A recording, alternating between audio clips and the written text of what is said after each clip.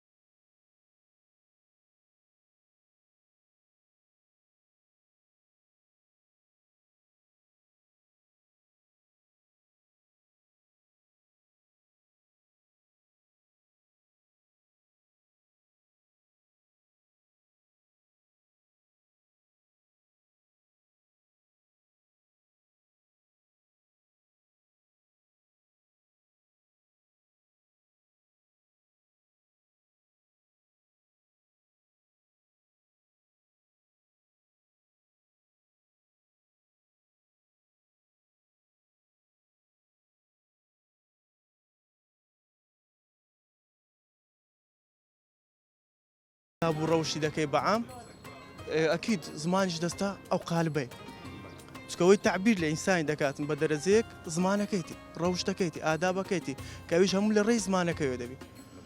لێ بەڕای من ڕۆژی گرتن فقط خۆگرتن نیە لە خواردن و خواردنەوەی. بینە سەتەوەرەکی خۆمان ڕەوشت جوانی.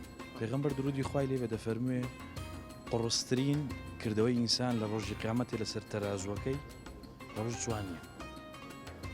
یعنی ئینسان ئەگەر هەموو شتێکی هەبوو ڕەوشتێکی جوانی تێدا نەبوو، لەلای جەنابەت چییە؟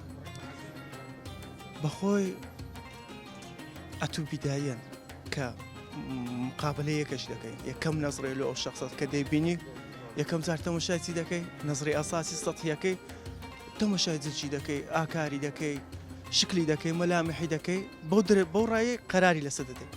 بەس پاش فترەی مەسەلەن 5 دقەی لە کابراایەکەی تەعارفت کردیە ناسیتت، ئەو وەختی دەستە قالبیتە ئاداب ڕەوشتەکەی کە زانیت ناخەکەی بەتاڵە، ئەو وەختی مباشر سەبر خۆت دەکشێنیەوە. لێ بەڕای من بە دەرەجەیەک ئەساسەکە ڕەوشتەکەیە باشە شتەستانە یەکان کە دێتن. چ ڕەوشتێکی ناشرینی دەوروبەرت بێزارت دەکات؟ شتێکی ناشرینی دەوروبەرم کە بێزارم کات ڕەوشتێ و ئینسانانەی بۆ نمونە لە ئەو خزمانەی لەو برادرانەی لەو کەسانی کە دەیان ناسی ڕۆژانە بەرێکەوتنت هەیە لەگەڵیان. بۆ نمونە هەمومان بە شتیەکە چیکە زۆر لێ نزیکە پێت یەک دەچین. شتێک لە ڕەوشتی ئینساندا زۆر ناشرینە بەلای جەنابەتەوە. بە دەرەجەیەک حەسادەت بەزدی بەس تەحملی هەموو شتێککە دەکرێت. هەندێک شت هەیە ناتوانین تەتەڕوقی لۆ بکەیتەوە مەسەلانە، بەس حەسادەت شتێکی زۆر ناشینە بەڕای من. دەوروبەرت هەیە حەسادەت پێ ببە؟ حەسادەت وەڵاهی ئەم خۆمیسانەش زۆرم تەوازە دەبینم، یعنی خۆم بۆی نابینم کە کەس حەسادەت پێ بدا، بەس نەفسی وەخت هەیە، ئەکید هەیە. بابەتەکەمان لەسەر ڕەوشتی جوانی ئینسانەکانە. ئێستا ئێمە لە مانجی پیرۆزی ڕەمەزانداین، ڕەنگە زۆربەمان بەڕۆژی بین، بەڵام جگە لەوەی کە بەڕۆژی بوونەکەمان بۆ خوای گەورەیە، ئایا پێویستە مرۆڤ لە چیدا عادە نەزەری خۆی بکاتەوە جگە لەوەی کە بەڕۆژیە؟ نەزەری لەبەرەوەی کە بەڕۆژی خۆ بپارێزی لە هەموو شتێک، لۆ کاردانەوەی چاک و دووربی لە خراپە. ئەو زمان بە ڕۆژیش ناتوانانی ئەو بکەی. ڕەوشتی جوان لە لای جەنابەتەوە چییە؟ بۆ نمونە بەچێ دەڵێی خاوەنی ڕەوشتێکی جوانە؟ ڕەوشتی جوان ئەوەی بە ڕۆژیەوە بە ئەخلاقە، ئەو ڕەوشتی جوانە. ڕەوشتی جوان بە ئەخلاقە. بەێ چی ئینسانێک هەیە کە زۆر پێویست عاز دەبی، ینی بەلای تۆ پێویستە گۆڕانکاری لە ڕەوشتەکەی خۆیدا بکات؟ چێن ئەو کەسانەی کە پێویستە گۆڕانکاری لە ڕەوشتی خۆیاندا بکات؟ ئەوانە بە ڕۆژوو نابن و لە ڕەمەزان و ئەوەی هەموو شتێک دەکەن و بگەڕێنەوە بۆ خۆیان باشترە. نمونە ئەوانەیە کە خەڵکی بێزار دەکەن دەبنەوە مای نیگەرە بەێ ئەوەی خەلکی بێزار دەکەن لە ناو بازار و ناو قەلەبارغی بگەڕێنەوە باشترە بۆ خۆیان.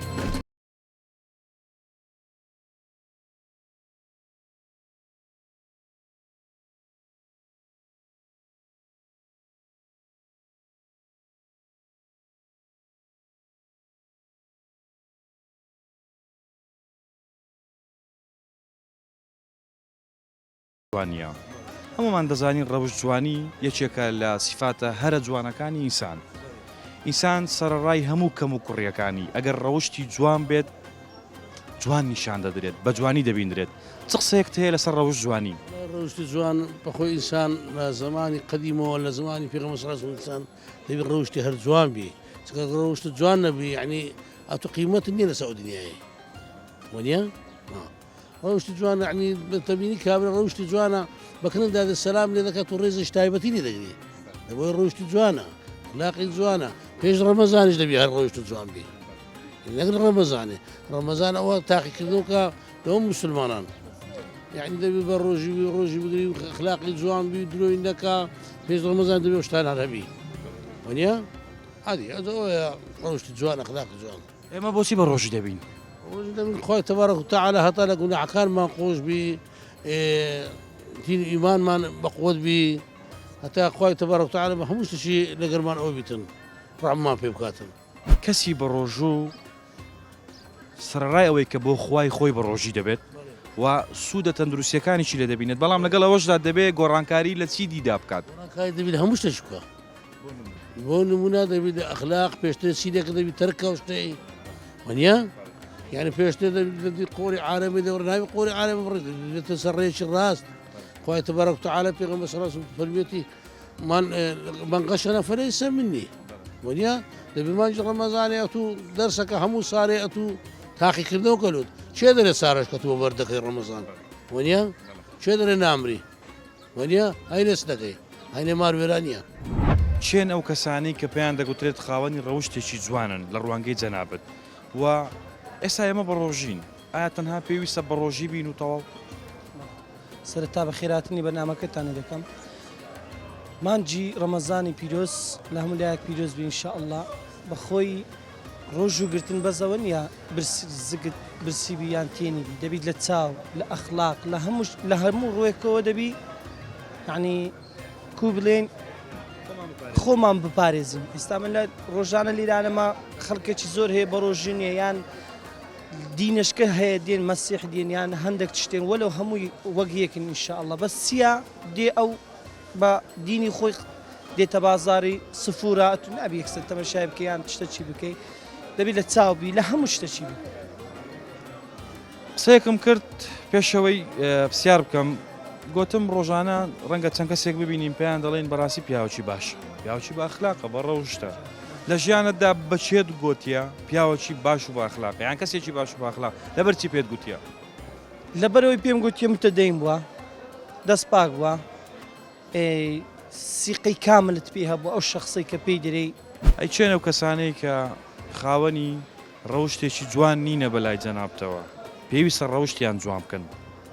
وەڵڵاهی ئەوانەی ئێستای سوسیال میدیای وەڵڵاهی شتیان زۆر یعنی ئێستا منداڵت یان خێزان لە ماڵەوە سەی دەکەن ئەو سوسیال میدیا یعنی کەسەکانی ناو سۆشیال میدیا باز دەکەن. بە تایبەتی هەندێک شەخصێ حەز ناکەم ناوی شخص ناینین، بەڵام ڕەنگە هەندێک بابەتێک هەندێک بابەت هەبێ لە سۆشیال میدیا ڕۆژانە بەڕاستی وەسعەکەیان تێکدایە، خاستن ئەوانەی ئەو سەردەمەی ئێستا ناوەکانیان نارم بەس بەرچاو دیارن چێ و چێنە.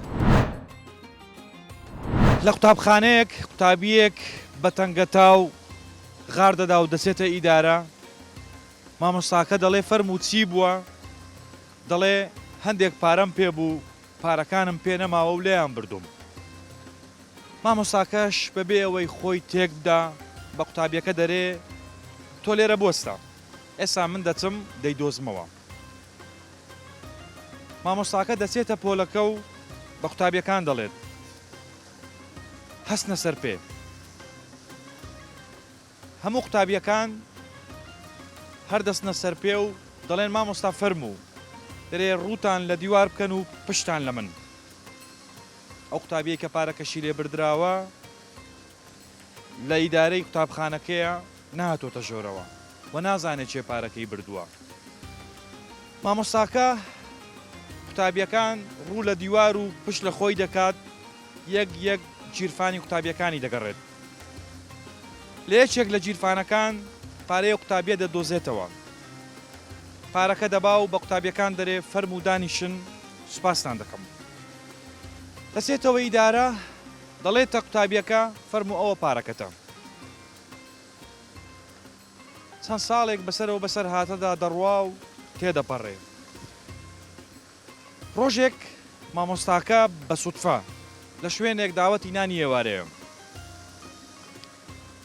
نانەکە دەخورێت، پاشی نانەکە کەسێک پیاوێکی بە قەڵافەت دێت و خۆی بە باوەشی مامۆستاکەدا دەدات و دەگریێ. مامۆستاکە لی دەپرسێت بۆ دەگریەی؟ لەبەرچی دەگریەی؟ من ناتناسم تۆ چێی؟ پیاوەکە دەڵێ مامۆستا تۆ چۆن من ناناسی؟ دەڵێ بەخوا ناتناسم. دوایە بۆ دەگریەی؟ دەڵێ دەزانی من چێم؟ من ئەو کەسەم کە قوتابیت بووم. مامۆستاکە دەڵێ بمبورە من قوتابیم گەلێک زۆر بووە، هەمیان ناناسمەوە بڕوا بکە، تۆ کامەیانی؟ دەڵێ مامۆستا من ئەو قوتابیم کە ڕۆژێک لە ڕۆژان بێپارەیی وای لێ کردم دەست بۆ گیرفانی برادەرەکەم ببەم و پارەکانی لێ ببەم. ئێستا هاتووم داوای لێبوردنت لێ بکەم و دەبێ بمبەخشی. مامۆستاکە دەڵێ من نازانم تۆ هەوی یاخود نا. قوتابیەکە شۆک دەبێت و بەسەر سوڕمانەوە دەپرسێت ئەی مامۆستا تۆ گیرفانەکانی من نەگەڕای و پارەکەت دەرنەهێنا؟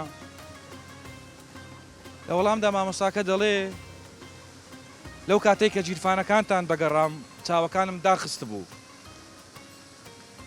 بەس لەبەرەوەی نەزانم کە چێ پارەکەی و قوتابیەی بردووە، نەبادا بیناسم و بە دڵشکاوی سەیری بکەم و بە چاوێکی ناشیرم بیبینم و دواتریش لە تووڕەییان مامۆستاکانی لێ ئاگادار بکەمەوە و ئەو قوتابیە لەناو قوتابخانەکەدا بە چاوێکی ناشیرین تەمەشای بکرێت. خۆشەویستان، ئەوەیە ڕەوشتی جوان. بەچێ دەڵێی خاوەنی ڕەوشتێکی جوانە؟ والله ئەو کەسەی لە ئەخلاقدا ئەخلاقی باش بی، ئەو کەسەی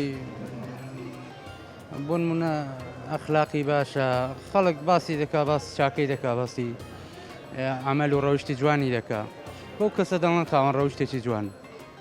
ئێستا ئێمە لە مانجی پیرۆزی ڕەمەزان داین، ڕەنگە زۆربەمان بە ڕۆژی بین. ئایا تەنها پێویستە بە ڕۆژی بین؟ نەخێر، پێویستە زبان ڕابگرین، چاومان ڕابگرین، خۆ خڵق و ئەخلاقمان ڕابگرین، هەر کەسە بە شێوازی خۆی. ئێمە تا چەند هەوڵمان داوە زمانمان ڕابگرین؟ وەڵی جاوە دەگەڕێتەوە سەر وانەکی ئینسان، خۆی هەر کەسە و ئەخلاق و ڕۆیشتی خۆی جیاوازە بە تەناسبەوانی دیکە. ڕەنگە ئێستا بۆ نمونە هەمومان خۆمان پێ کەسێکی باش بێت. بۆ نمونە ینی کەس ئامادە نییە بخۆی بڵێ من خاوەنی ڕەوشتێکی ناشیرنم، بەڵام ڕەنگە هەستیش بەوە بکەین کە خەلەلێک هەیە لە ڕەوشتمان.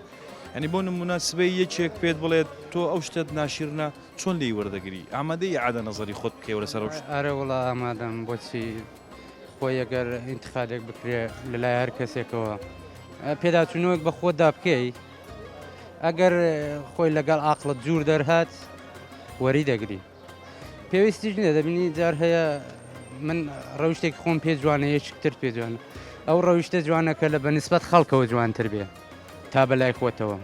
خۆی عیبی خۆی ئینسان عیبی خۆی نابینێ لە خۆیدا.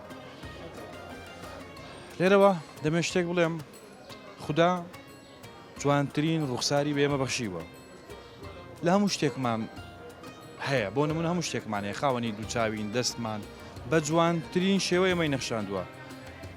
دەبێ پاداشتی خوا بەوە بدەینەوە کە خاوەنی جوانترین ڕەوشت بین. تەوەرەکەمان لەسەر ڕەوشت جوانیە. بۆ نمونە چێنە و کەسانەی کە خاوەنی ڕەوشتێکی جوانن بەلای جەنابتانەوە و ئێستا لە مانجی ڕەمەزان داین، ئێستا ئێمە لە مانجی ڕەمەزان داین و ڕەنگە زۆربەمان بە ڕۆژی بین. ئایا ئێمە تەنها دەبێت بە ڕۆژی بین بەڕاستی ڕۆژووبوون شتێکی ئەساسە بۆ ئینسان خاسم بۆ مسلمانان یعنی ئەتو ناتانی بە یەکجاری بڕیار لەسەر ئەو کەسەی بدەیت کە بە ڕۆژی دەبی ئەوە ئەخلاق جوانە ئینسان هەیە کە بە ڕۆژی دەبی چاوی بە ڕۆژی نییە دەوی بە ڕۆژی نییە زمانی بە ڕۆژی نییە ئەوە نابتە پێوەرەگلۆ بە ڕۆژی بوون ڕۆژی بوونش بەس بەوەی پڕ نابتەوە کە ئەتو لە سبەینەوە تا ئێوارە هیچ نەخۆی دەبێت و چاود لەگەری بە ڕۆژی بی زمان لەگەری بە ڕۆژی بی دڵ لەگەری بە ڕۆژی بی ئەو تشانە ئینسانی جوان دەکەن و ئەخلاقی مرۆڤی کامل دەکەن شوێنە و کەسانەی کە ئەو شتانەی کە تو باست کرد تیاندا نییە بەڕاستی کە ئێستا کە لە بازارێک دەگەڕی زۆربەی ئەو کەسانەی زمانیان بە ڕۆژیە چاویان بە ڕۆژی نییە یعنی هەندێک ئینسان هەیە کە ناو بازاڕی دادەنیشی هەرکە نمونە ئەوڕۆ ڕەمەزانە بە ڕۆژی نییە حساب لۆ دەوروبەرەکەی ناکە لە پێش چاوی و جغاری پێدەکەیان ئاوی دەخوا شتەی زۆر ناشرینە بەڕاستی